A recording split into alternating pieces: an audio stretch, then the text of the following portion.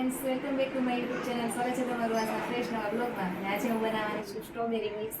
ચાલો હું તમને બતાવું કે હું કેવી રીતના સ્ટ્રોબેરી મિક્સ બનાવું છું. અને સ્ટ્રોબેરીને મેં પહેલાં ધોઈને પછી કટકા કરી નાખ્યા છે. તો ચાલો મિક્સી જારમાં આપણે સ્ટ્રોબેરી એડ કરી દઈએ. પછી એક બાટલી દૂધ લીધું છે અમૂલનું, એને તોડવાનું છે, કાતરથી કટ કરી દઉં પહેલાં.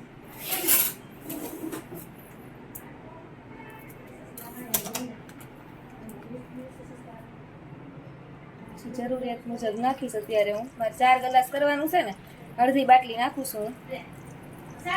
બસ આટલું રવા દઈશું. એક તપેલી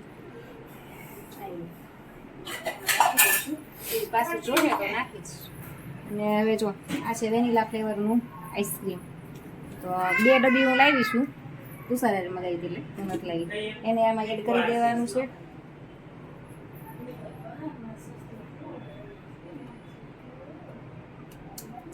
નથી છે ને ક્રીમી ટેક્સચર આવે એટલે આપણે આ એક આખી ડબ્બી મેં આઈસ્ક્રીમ નાખી દીધું છે.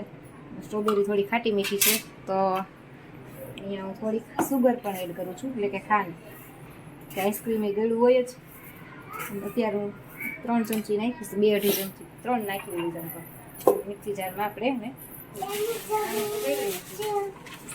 સ્ટ્રોબેરી જ્યુસ પીવાનું છે બધું. હમણાં આપે હમણાં ઓલું કરી નાખે ને, હમણાં નાખી દીધું જો આમાં. ચાલો જો સાની આગી વઈ જાજે. આવી વઈ જા બધું. સાપ તો ચાલુ કરવાથી ચાલુ કરી ગઈ નથી મિત્રો.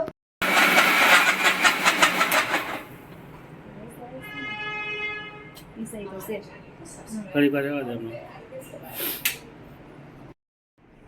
પછી આપણે 1 ચમચી એમાં આઈસ્ક્રીમ નાખી દેવાનું છે. થોડુંક મારે સાનવી માટે બચાવવાનું છે ખાવા માટે. આંગળી અડાડો.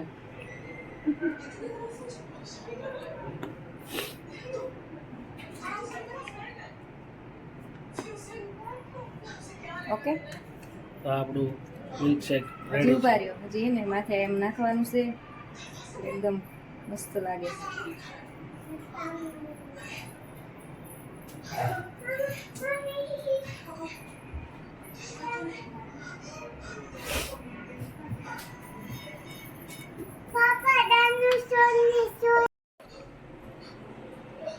તો મિત્રો રેડી છે મારું સ્ટ્રોબેરી મિલ્ક. ચાલો સ્ટ્રોબેરી મિલ્ક પીવા છે. પહેલા હું ટેસ્ટ કરી લઉં પછી તમને કહું.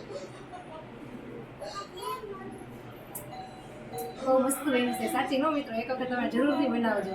તુષાર ટેસ્ટ કરે, હું તમારો વિડીયો લઈશ. કેવું બન્યું છે તુષાર? મસ્ત બન્યું છે. મસ્ત બન્યું છે ને? આજ ભાઈ નથી, નકર ભાઈને મસ્ત લાગે.